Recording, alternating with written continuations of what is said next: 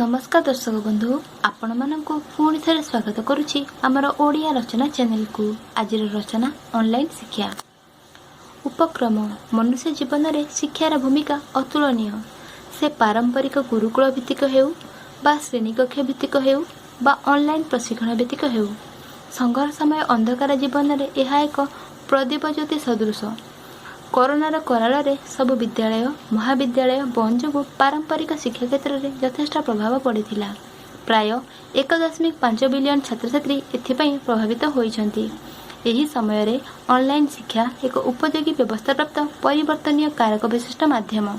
Computer laptop बा smartphone एवं internet जरिया जड़े शिक्षक तांका विद्यार्थी मानक निकट में एही संयुक्त अध्ययन प्रणाली जो जोड़ी होई पारुछन्ति।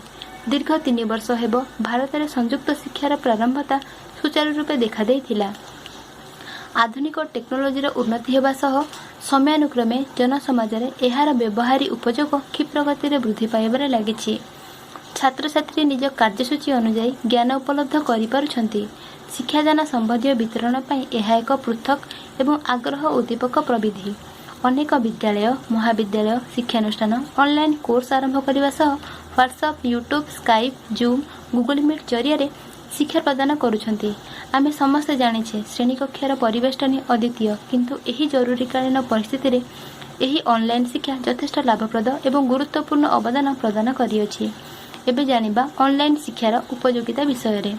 ऑनलाइन शिक्षा जोगु विद्यार्थी माने कौन स्थान रे थाई मध्य निज निजर आदरणीय शिक्षक मानक ठारो ज्ञान प्राप्ति करि परुछन्ति। केतेक प्राइवेट एवं सरकारी विद्यालय को छाड़ीदेले केउटी शिक्षार उत्कर्ष स्तर अत्यंत खराब। से अंचल रे पिलाटी एकमुखी ज्ञान उपर निर्भर न करी ऑनलाइन जरिया रे बिना द्विधारे निज अनिश्चित प्रश्नर उत्तर जानिबा पाई सक्षम होई पारुछि। कौनसी कार्यप्राप्त व्यक्तिविशेष उच्चतर कर्मनियुक्ति पाई निज समय अनुଯାୟୀ प्रशिक्षण पाई पारुछन्ति। यह कौनसी बयस सीमा देखे नाही।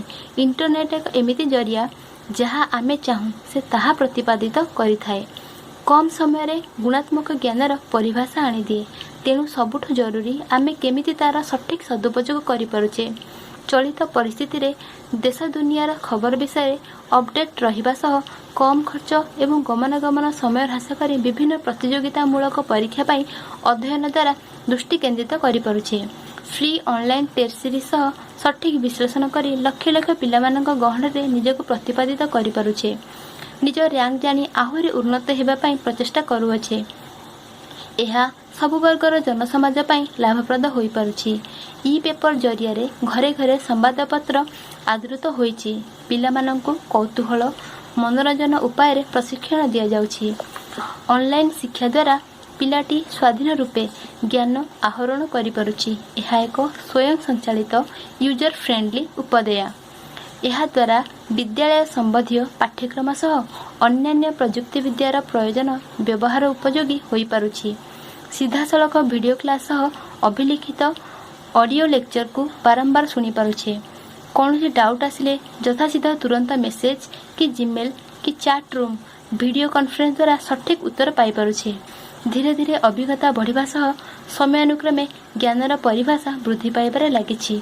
एबे जानिबा ऑनलाइन शिक्षा क्षेत्र में देखा जाउथिबा असुविधा संपर्क रे। एही शिक्षा पई ठीक समय रे विद्युत परिवाह डिजिटल इंफ्रास्ट्रक्चर जेमिति कि स्मार्टफोन इंटरनेट सह हाई स्पीड डाटा मध्य दरकार।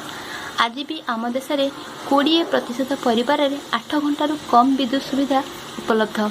परिवार 2 कि 3 जन पिला अलग अलग श्रेणी थिले गोटे स्मार्टफोन जरिया जनक अलग समय केमिति पढ़ी पारिबे। प्रतिदिन 1 GB डाटार अवधि भितर एते गुड़े क्लास करने कौन संभव। सामाजिक श्रेणी परी एही परिस्थिति अंचल अनुଯାयी वर्गीकरण सृष्टि करे। सबु परिवार रे प्रतिदिन शांति वार्तापूर्ण परिस्थिति विद्यालय पर मिल पारे नहीं कि फेस टू फेस शिक्षकों सह इंटराक्शन हो पारेनी। 90% शिक्षक एवं छात्र छात्री एवं ऑनलाइन शिक्षा पाई निजको आदृत कराउछन्ति।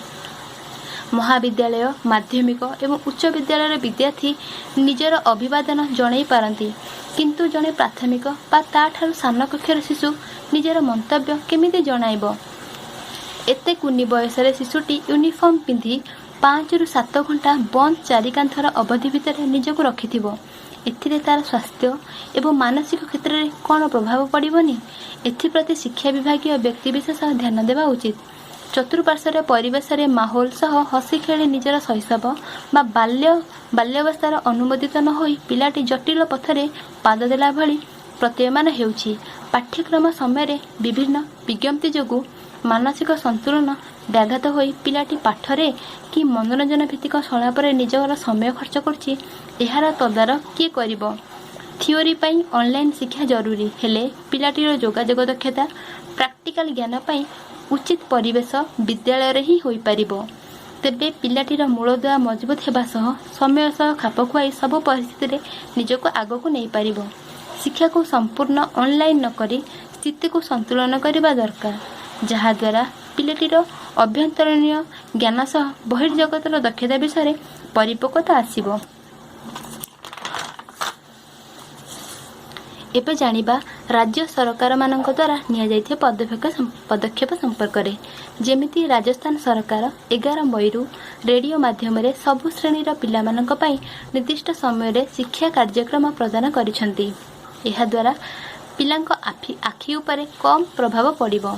ଜାମ୍ମୁ ସରକାରଙ୍କ ପ୍ରୋଜେକ୍ଟ ହୋମ୍ କ୍ଲାସ୍, ଦିଲ୍ଲୀ ସରକାରଙ୍କ ମିଶନ ବୁନିୟାଦ, କେରଳ ସରକାରଙ୍କ ନିଜସ୍ୱ ଶିକ୍ଷାଭିତ୍ତିକ ଟିଭି ଚ୍ୟାନେଲ, ତେଲେଙ୍ଗାନା ସରକାରଙ୍କ ଖେଳ ଆପ୍, ଚଣ୍ଡିଗଡ଼ ସରକାରଙ୍କ ଫୋନିକ୍ସ ମୋବାଇଲ ଆପ୍, ଓଡ଼ିଶା ସରକାରଙ୍କ ଶିକ୍ଷା ସଂଯୋଗ ଇତ୍ୟାଦିର ଶୁଭାରମ୍ଭ କରାଯାଇଛି। ଲାକ୍ଷାଦ୍ୱୀପରେ ଟ୍ୟାବ୍ଲେଟ୍ ସହ କଣ୍ଟେଣ୍ଟ ଯୋଗାଇ ଦିଆଯାଇଛି। କର୍ଣ୍ଣାଟକ ସରକାରଙ୍କ ପରୀକ୍ଷାବାଣୀ, ଯାହାଦ୍ୱାରା SSLC ପରୀକ୍ଷା ନିମନ୍ତେ ଜ୍ଞାନ ପ୍ରଦାନ କରାଯାଉଛି। ଏବେ ଜାଣିବା ଉପସଂହାର ବିଷୟରେ। ସବୁ ଭଲ ଜିନିଷର ଉପଯୋଗୀ ଏବଂ ଅନୁପଯୋଗୀ ଧାରା ରହିଛି। ଏହା ବିଦ୍ୟାର୍ଥୀଙ୍କ ଉପରେ ନିର୍ଭର କରେ ଯେ ସେମାନେ କିପରି ନିଜର ସମୟ ଉପଦେୟ କରି ଏକ ଉନ୍ନତି ସାଧକ ଦିଗରେ ଗତି କରିପାରିବେ। ସବୁ ଛୋଟ ଛୋଟ କଥାରେ ଇଣ୍ଟରନେଟ୍ ବ୍ୟବହାର ନ କରି ପ୍ରଥମେ ନିଜ ଚିନ୍ତନ କରିବା ଦରକାର।